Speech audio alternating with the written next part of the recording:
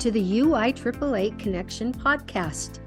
GoFan and VNN are proud to be the exclusive sponsor of the UIAAA Connection. Now a combined company, GoFan and VNN provide a seamless integration for digital ticketing and athletic websites. Direct your fans to one place for all your athletic events, communications, and tickets to home and away games. Thank you to GoFan and VNN for their exclusive sponsorship of the UIAAA Connection. Welcome back to another edition of the UIAAA Connection. I'm your host, Mark Hutch-Hunter. Today we have as our special guest, Nate Marshall, Certified Athletic Administrator and the Executive Director at Providence Hall High School. Nate, welcome to the podcast. Hey, I appreciate it. Let's have you begin by sharing with our audience around the world where you grew up, where you went to college, your first job, those types of things. Oh, wow. Taking me way back. Yeah, I actually grew up in Springville. Went to Springville High School. I won't give you the dates. That would kind of, but yeah. Okay, before or after Scott Mitchell? After, but he did live up the street. He was best friends with my brothers. So yeah. Okay. Yep, there's some connection there for sure. Perfect. Continue. Yeah, I grew up there. Really enjoyed it. My dad was a professor. He's passed away since, but he was a professor at BYU, and he actually was recruited to play at BYU. He was from California, and at the time wasn't really a member of the church, but got recruited and was brought in to play at BYU, and ended up in the art department, and ended up BYU or Springville is known for its art, so it's the art city. So he ended up moving there to help with the art museum there, and that brought our family there. So yeah, I was really fortunate to grow up there. Played golf and basketball and some other sports. Played football but got injured. But I did my undergraduate at BYU, and then from there went down to San Diego. So I did my master's degree in evolutionary biology and bioinformatics at San Diego State.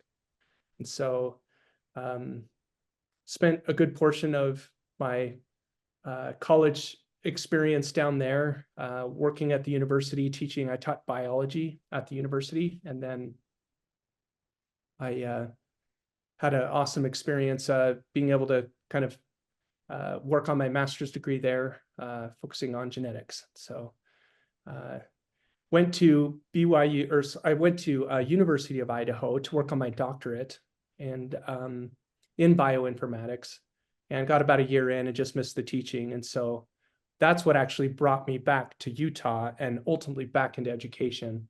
I was online looking for employment, and there was an opening at a new school down in Utah County called Carl G. Mazur Preparatory Academy. And it fit kind of my philosophy of education and teaching. And so took the job not knowing anything. There was only 6 of us that were hired at the time. The school was super small. And we started with about 100 kids. And that's where I started my high school teaching career. So was it Mazur, just off the freeway there, just off the exit? Yeah. Yep. Yeah, we brand new school, everything. It was great. That's where you first became athletic director then? That is correct. Yeah. In your early days. Yep. I was about a year in, and they wanted to do some extracurricular things at the school. We were super small. I think at that time when we petitioned to go to the Utah high school activities, I think they were 2A. But without a lot of staff, you get to coach a lot of different things. And so in addition to being the athletic director, I began coaching cross country. I did girls volleyball. I did girls basketball, and then flipped over to the boys for a little bit, then back over to the girls. And so I was there for about 6 years, and loved my experience there. It was great. I learned a lot about the athletic administration side of things, as well as they had me do more of the academic side. So I was working as an assistant principal in that form and fashion, working with the PLCs and So yeah, it was a great experience. Yeah, I learned a lot. Let's have you talk for a moment then, since you're no longer an AD per se. Yeah. Talk about your certification. Talk about why that's important, and talk about now in your position as the executive director, your advice to other ADs across the state.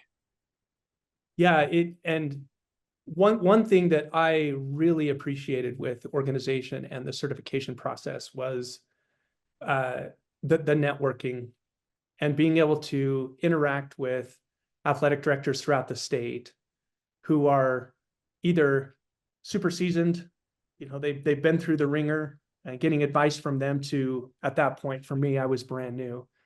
And just being able to learn from them, their experience, building relationships. So from a 30,000-foot view, that was a big piece that really helped me a lot. I was able to create relationships with people that allowed me to, answer questions, but also just help me see the vision of building out an athletic program that we just didn't have. And so being able to see great models.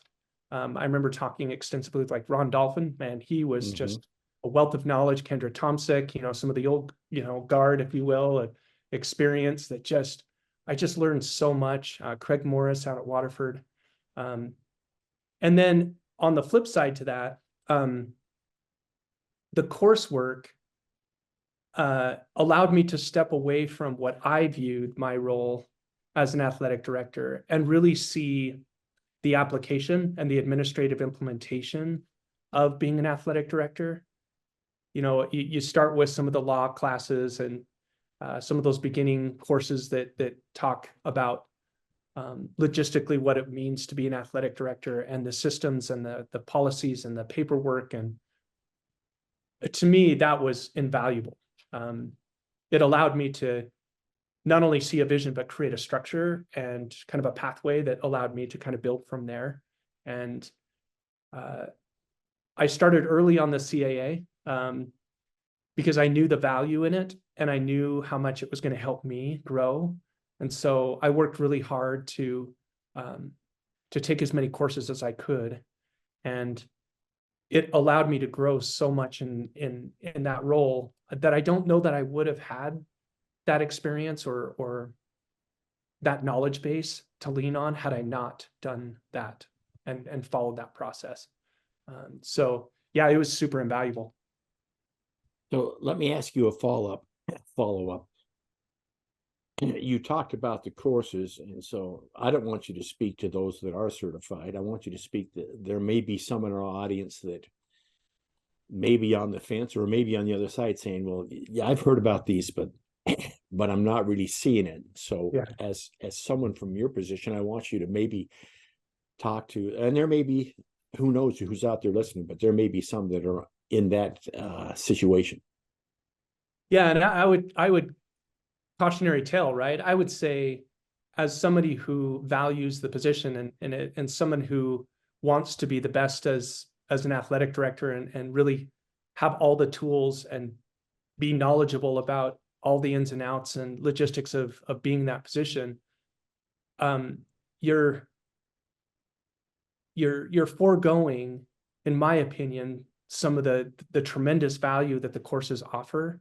And if you're on the fence thinking, well, I don't know that there's really a whole lot of value or I feel like maybe, it's not worth my time and effort, I would really highly encourage those individuals who are thinking about it to really reflect on the value or the added knowledge base that you get by just, taking those next steps. You don't know what you don't know.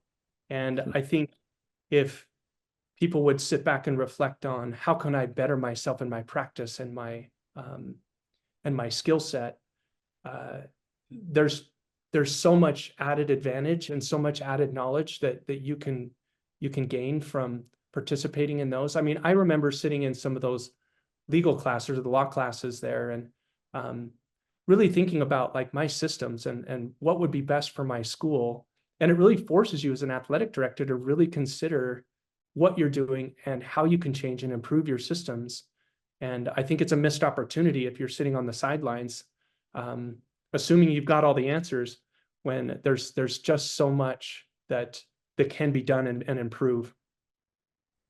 Very well said. Hopefully you've moved some of those people that may be in that situation. Let's have you talk for a minute, Nate, about some of the mentors and leaders that you've had in your life. You obviously mentioned your father, who was a big one.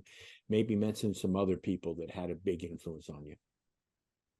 Yeah, as an early teacher, coming into the teaching profession, I didn't really have a lot of experience in the traditional public setting. I taught at the university level, and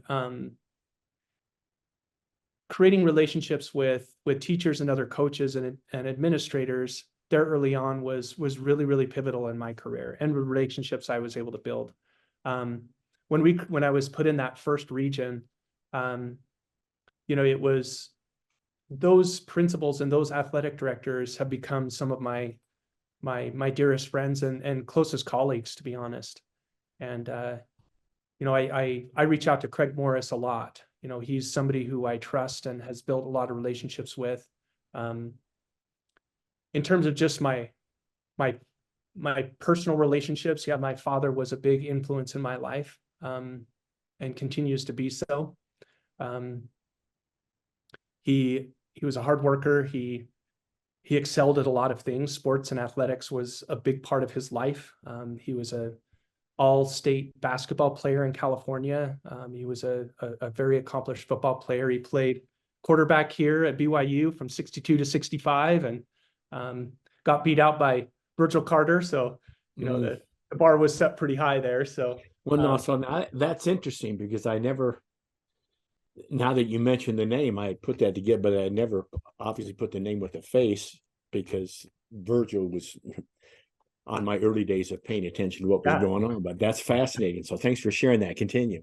Yeah, he started out, got beat out, and ended up flipping over to the defensive side. He has a stat that probably won't ever get broken, but a quarterback that threw for a touchdown and caught an interception for a touchdown in the same game. So when you play both sides of the field, you just you just don't see that anymore, right? So, yeah, so those are some big mentors. Kendra Tomczyk was one that she really mentored me, and I leaned on her a lot for a lot of things. And she's just a great person, and I look to her for a lot of the leadership and direction that she provided me early on, and still do. And even you, Hutch, even in those early days, as an early athletic director, I was super nervous. Like I didn't know what to expect or do, and you were super kind and helping me kind of step into that world and gracious enough to kind of help me connect with all those individuals. I started out as an ADEC member right there early on, and yeah, I served in that capacity for several years, and it was kind of under your tutelage and your organization, so it was great. Well, thank you for your kind words. Let me ask you a little bit of a serious question here before we continue. Nate, what's your biggest failure or disappointment in life, and what did you learn from it? Oh, wow. I would say when I went to the University of Idaho, I started my doctoral program, and it was in viral evolution, and we were studying some pretty in-depth mathematical models for predicting these evolution of these viruses. And I loved the work. I struggled with the lab setting. I wanted to be out and interacting with people. I missed the teaching side. And so I think if I were to kind of think back on, a failure or a misstep in my life, we moved our family out there. We, spent a lot of money on school, where I thought that was a direction I wanted to go. It just didn't feel like it fit. And I think what I learned from that very quickly is, I think sometimes we think we've got the answers, and the direction in our life feels like the direction we want to go, and it can pivot in a hurry. And we ended up deciding kind of that summer that we were going to transition from that kind of direction in my life to something completely unknown. And it was super scary. I didn't know what the next steps were going to be. It wasn't all planned out for me anymore. And I think I really learned to trust the process, and it's okay to recalibrate. It's okay to have a different set, a different vision, a different perspective. I think it helped me be uncomfortable, and that's okay. I think our growth comes when we're in those positions, when we recognize that there's the unknown, that it's uncomfortable, and you don't have all the answers. But thinking back now, I couldn't have created a better environment that is more in line with what I am and who I am and the direction I wanted to go. But it did take a pretty big risk there, and I'm so grateful that I was willing to do it, even though it was scary. So I'd say that was probably a big one for me. Yeah. Well, thank you for sharing that, and thanks for that insight. That's fascinating. Let's go back for a moment now and talk. You've mentioned some of your early mentors, Raging Ron, Kendra, Craig Morris. So I want you to talk about your experience, obviously, in your early days with the UIAAA, a little bit more in depth, and how that may or may not have helped you as you moved on to principal and now obviously executive director. Yeah. So you obviously remember, but when you'd go to those courses, they'd give you these packets, right? And in those packets were all the paperwork, all the forms all printed out, templates for things. Nowadays it's all online, it's all kind of virtual, but I remember going to those first courses and they'd give you a CD, right? And in that CD was kind of a breakdown of the course and the outcomes and the paperwork and all of the forms. And with my relationship with UIAAA, that was the first true professional development I received as an administrator. I didn't come the traditional route, right? So I didn't become a teacher through a university, through the traditional kind of steps. And so it was the first real authentic professional development I had received as an administrator. And it allowed for me to take all those elements and bring them together, and to take them to my coaches, to take them to my staff, to build the program based off of best practice or expertise, instead of kind of floundering and trying to figure it out on my own. So for me, it was a great way of establishing, protocol and procedural things.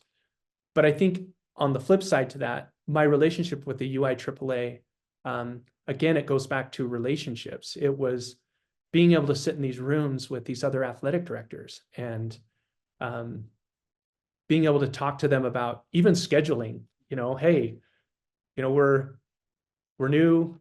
We'd love to see what your schedule looks like for basketball or baseball or whatever it ends up being. It was just a great opportunity to network, and it allowed for me to take the programmatic pieces and develop it from there, but also the relationship side of being able to build out schedules and build out professional relationships that allowed me to kind of push the program in the right direction. And so I would say those are the two biggest pieces that helped me.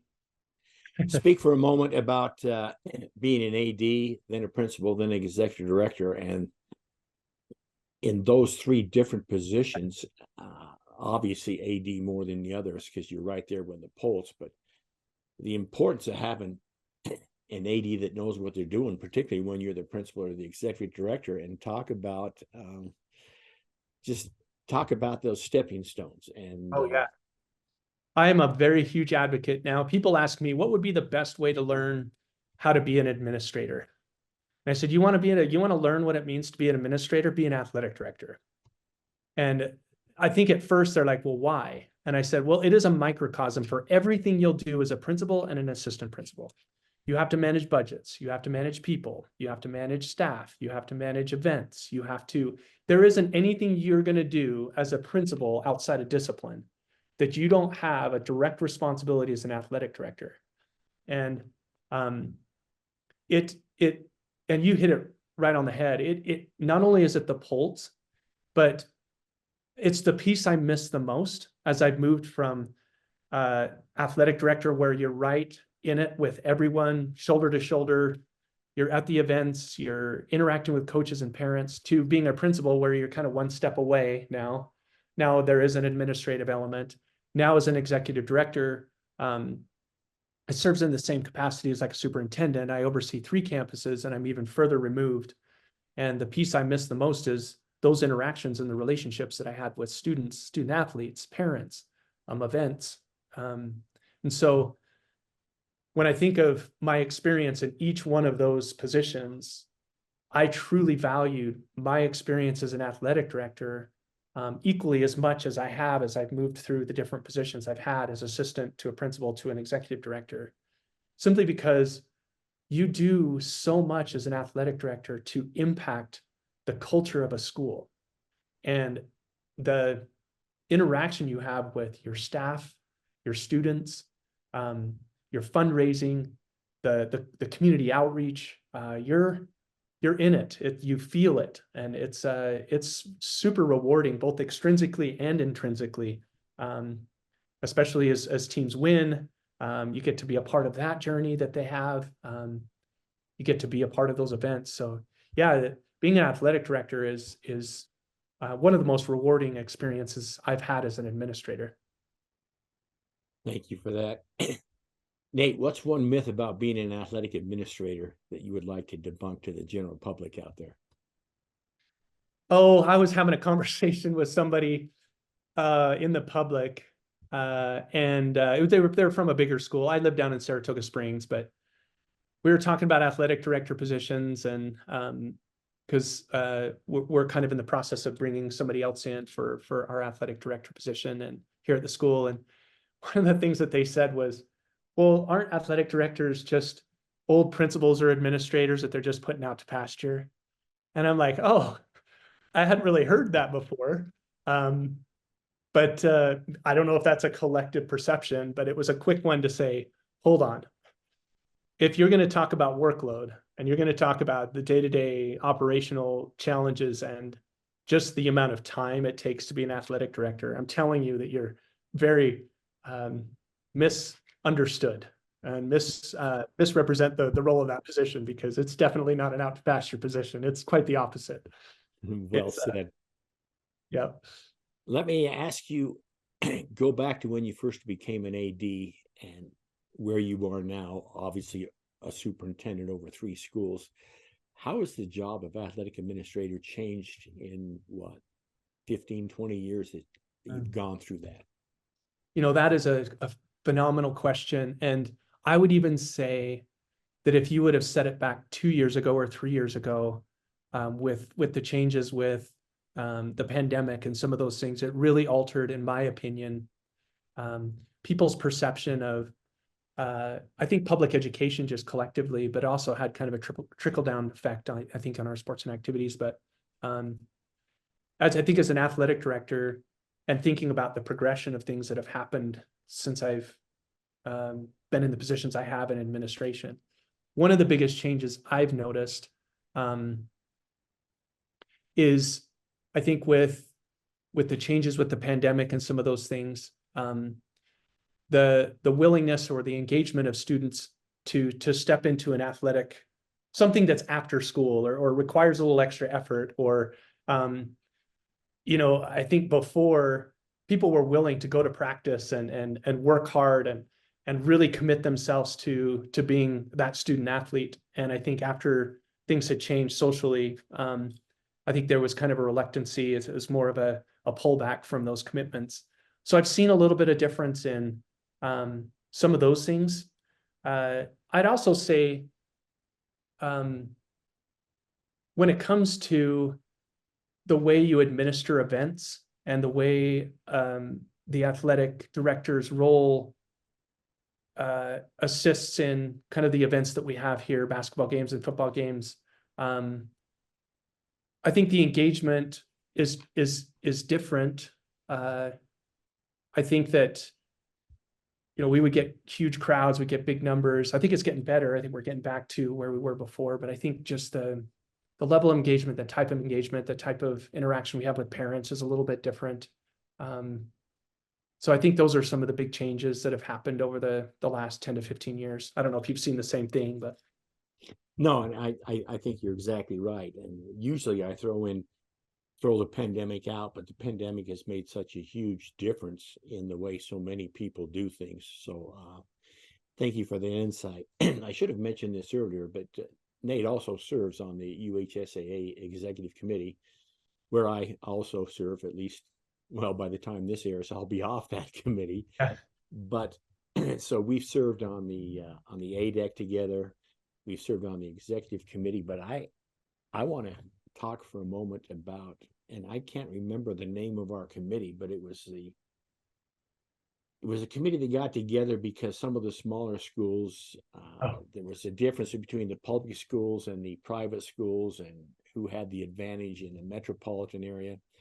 Yeah. So it's if the name escapes me, but Competitive equity. Yeah, competitive equity. Very, very good. Okay.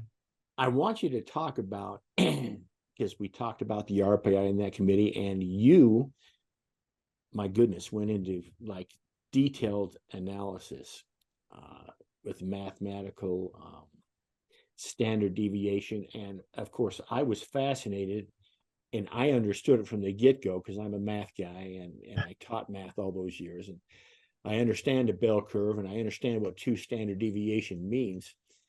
But I remember looking at on the faces of some of those people in that meeting, and I don't think they had the first clue, A, what you were talking about, standard deviation. But I guess my question comes to you is, A, how much work that was, because I know that was a ton of work. And B, basically the mathematical, you talked about it earlier when you were getting your doctorate, the mathematical analysis really did not prove out what the basis of thought was. So I'm going to turn it over to you because I was fascinated by the whole thing. Yeah. So when the question was posed prior to the formation of the committee, there was this preposition that at 2A soccer, particularly, there was this competitive inequity that the private schools had kind of hijacked the ability for any non-private school to ever compete in that space and win a state championship. Now, setting soccer aside, because I think that's an important one, but right, there started to be this broader conversation about, well, is competitive equity, is that a real thing universally, right?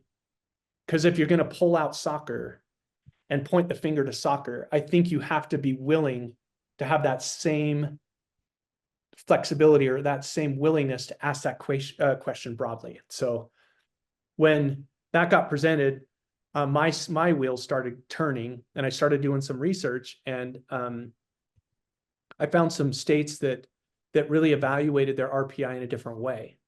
And I started kind of thinking about, well, what if we took that RPI and established kind of a metrics that would tell us who truly is competitive.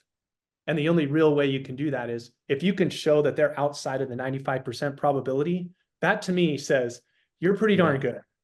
And then on the flip side of that, if you're below the 95% probability curve, you're struggling a lot, right? And so I started with soccer at 2A, and I created a spreadsheet, and I started with the data, and it told a little bit of a different story.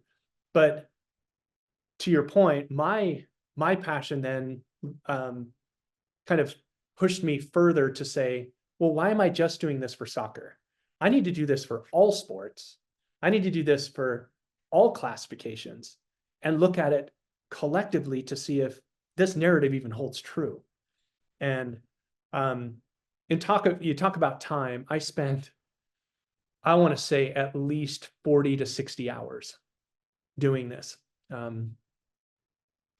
And it was so rewarding and so eye-opening to show the trends and to be able to look at football at 6A or volleyball at 5A or baseball at 3A or whatever it is, and have, instead of people throwing out these prepositions, to just say, okay, let's actually look at what competitive equity looks like in the state of Utah. And I think what it did is it changed the narrative a little bit for some of the schools in the room, because I think absolutely, because I think, at least from my perspective, and I'll let you speak to this, but You know how once you have an idea in your mind and you're out there pressing, this is what's happened and this is my perception. And when it's proven to be different mathematically, that changes. So continue. Sorry to Yeah. interrupt.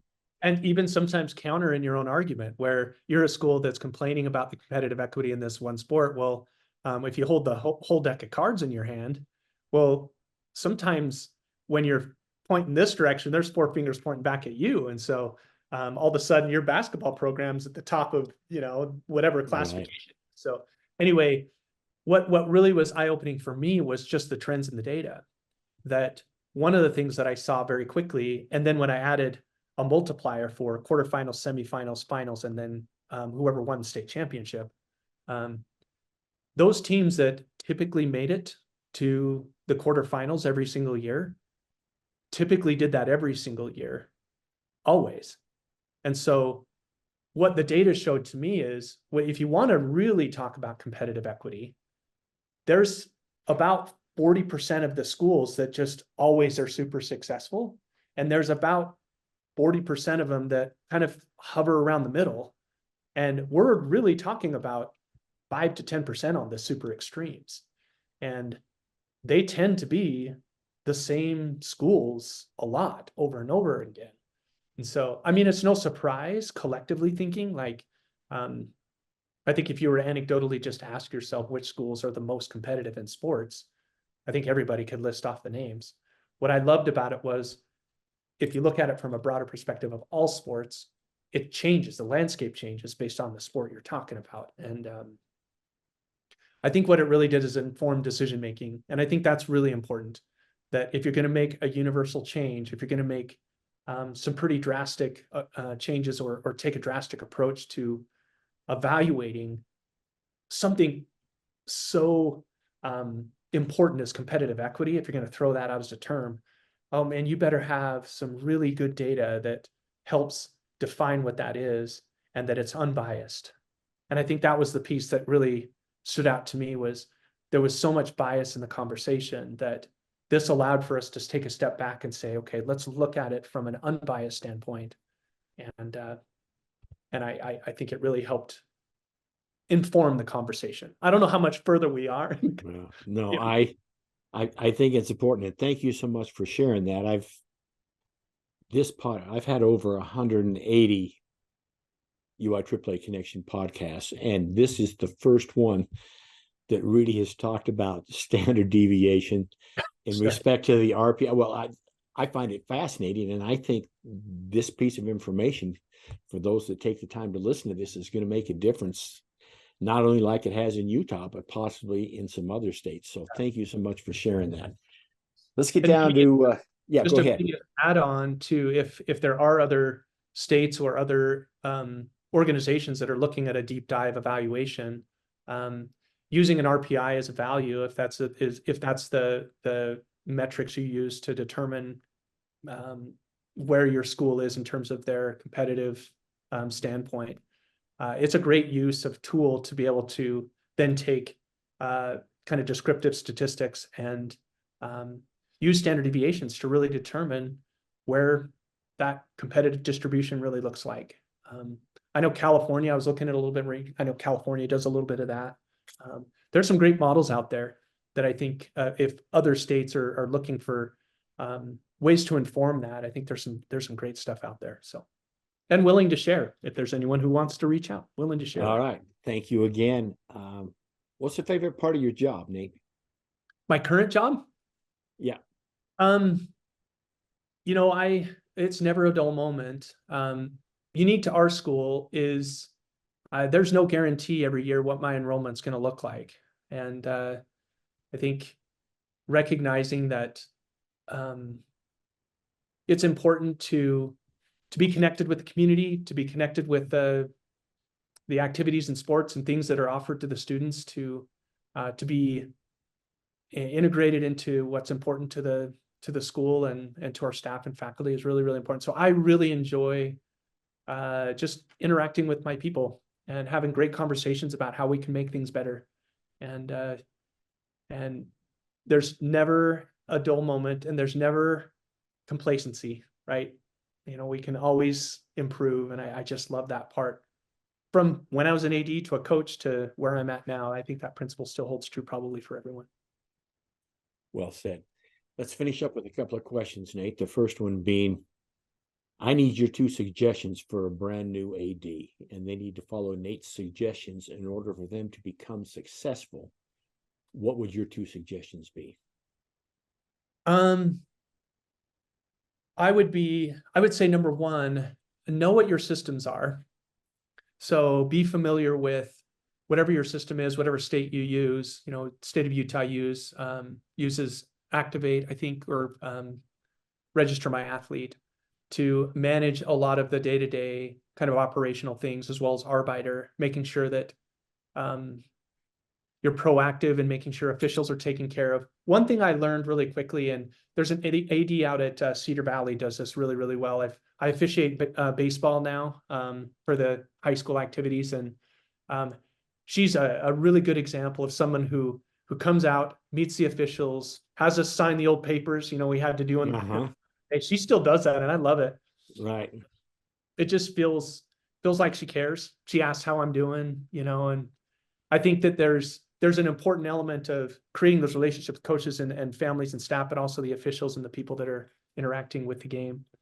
So I would say be familiar with the systems, make sure you're on top of those kind of things. The other big piece that was really important for me was to have regular meetings with my coaches and really come with a lot of the materials that I was able to glean from UIAAA in terms of policy procedure, kind of practical application things, and have systems in place to meet with them, get their feedback, but really give them some direction, and being able to provide a pre-meeting before the season starts to go over kind of what the expectations are, and then having a post meeting with all your coaches just to see how things were went and how to improve. Those are some things that really informed me and helped me as an athletic director. So I'd say those are some things that would be really important. And then just be on your game when it comes to game, event management. Know your systems, know 2 steps ahead if something goes wrong, really plan ahead and just make sure you're on top of things. Yeah. I used to have like a play-by-play, like a checklist that I would follow for every event, and I would fill it out and I would have my coaches go over it before the season. Then, and I would go through and I'd check it off for every single game, and it made sure that everything was taken care of always. So we'll finish with this. Nate, what question should I have asked you that I failed to ask you? Oh, wow.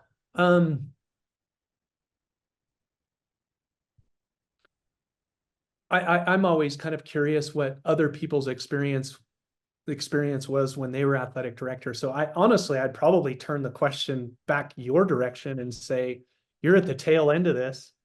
Even in the tail end, when you're about ready to retire and you've seen from an athletic director to the administrative executive position side, what would be some of the things that you've noticed and seen change over the years that you've been in your position? And what are some of the kind of the parting wisdom that you would give to all of us here?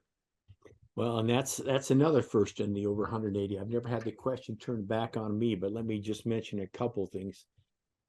The first thing, and obviously you and so many other people have talked about, becoming involved in your state association and with the NIAAA. I think it's important that you become certified. And I think when I look back on my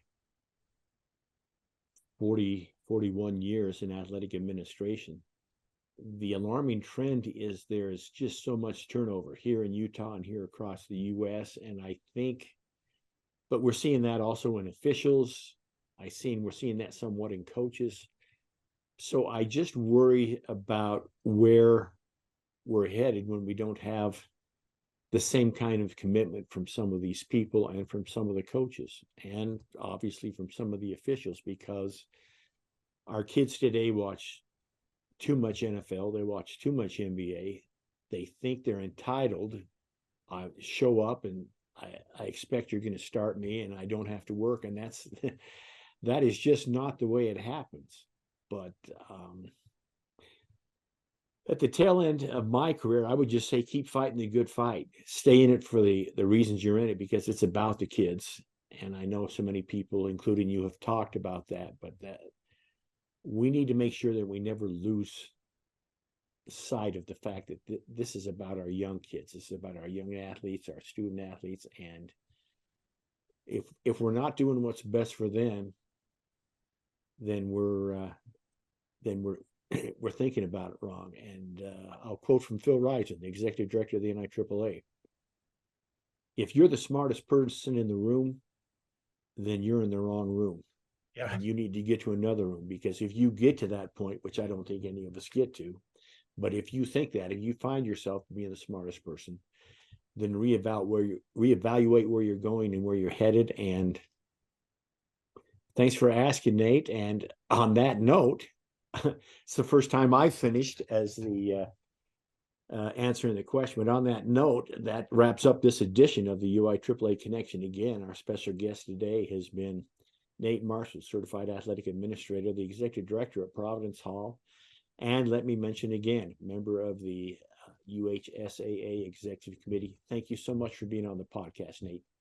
Yeah, and thank you. I just wanted to add, I know you're at the tail end of this, but I can't tell you how much of an inspiration you were. You probably don't know, but an inspiration to me as an early athletic director and throughout my career. I really look to you as an example of what it means to be a phenomenal athletic administrator and just an inspiration to the Utah High School Activities Association. So thank you for all you. Thank you for your kind words. That's so kind of you to say, and that's worth more than any kind of money you make in this profession. Those types of comments, those types of connections that you talked about earlier about relationships. So thanks for sharing that. For our listeners, we hope you tune in again next week for another edition of the UIAAA Connection.